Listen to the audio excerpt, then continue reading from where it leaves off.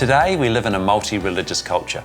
Because our society believes that we need to respect people despite their different views, pushing one particular view in the public square is considered a bit taboo. But interestingly, this doesn't mean that people aren't willing to discuss religion.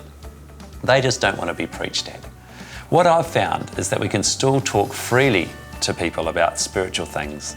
The difference between coming across judgmental or not is all in the way that we engage the conversation.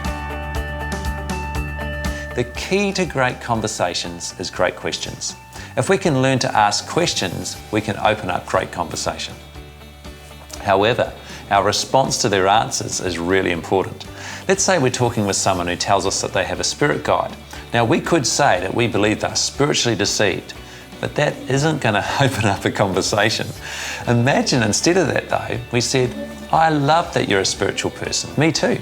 Tell me about your spirit guide. How does that work? They wouldn't feel judged, and the two-way conversation about spiritual things could be opened up. Then imagine they say some more things you disagree with. For example, all religions are the same. Instead of disagreeing, ask questions to understand and to highlight different perspectives. Here are 3 great questions that can help you do this. What did you mean by that? Where did you get that idea from? And have you considered that, for example, the major religions are all majorly different in major things? How do you make sense of this? So in the 3rd question, you're actually suggesting a different way of seeing things, yet this approach is non-offensive because you're still only asking questions. And then because it's only natural in a conversation that people take turns to talk, you'll probably get the natural opportunity to explain what you believe and why. And the benefit is they won't feel you're preaching at them because you're in the middle of a respectful two-way conversation about spiritual things. And besides, they've shared what they believe. And if you're stuck, then you pull out a gospel tool like your phone and say, actually, this explains it really well. Have a look at this.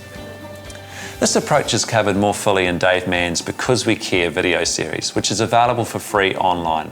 You'll find a link to this in the discussion guide. Let me illustrate from a recent conversation. I was having a great yak with this Irish guy on a plane, and after 20 minutes there was a natural pause in the conversation. He got out his headphones and iPod, and I saw an opportunity. I asked if he wanted to have a look at a 7-minute video on a new app on my iPad and suggested he could plug his headphones in, which he did. He then watched through the video G7 quite intently. Now, I took particular notice of his response at the end and asked him what he thought. It turned out that he was a bit sick of religion because he'd seen the whole Catholic-Protestant conflicts when growing up in Ireland, although he did acknowledge that they were largely political. But he was intrigued by the idea that the Christian faith is about a personal relationship with God rather than following a religion. I asked lots of questions, and because my approach was gentle and respectful, we then talked for about an hour and a half until the plane landed.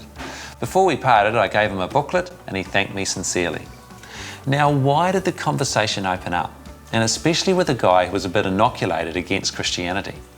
Well, one of the biggest keys is I asked questions with a genuine interest and allowed him to share his story. Through this, I picked up that his disinterest wasn't in Jesus, but in religion. The gospel video not only shared the good news, but it was like an icebreaker, enabling a great conversation about some of the barriers stopping him coming to faith. With the conversational approach, people don't feel preached at. We take a selfless interest in them and their views. We respect differences while asking deliberate questions about the things that don't make sense to us. We suggest a different way of seeing things, but we try to use questions to do this. And then, in the course of the conversation, we get to share what we think, which we do with joy and as clearly and concisely as possible. It's an approach that works in our times. I'd encourage you to reflect upon it and try it. Our next session goes through a variety of helpful tools that we can use to share the gospel. Enjoy your discussion. Catch you next time.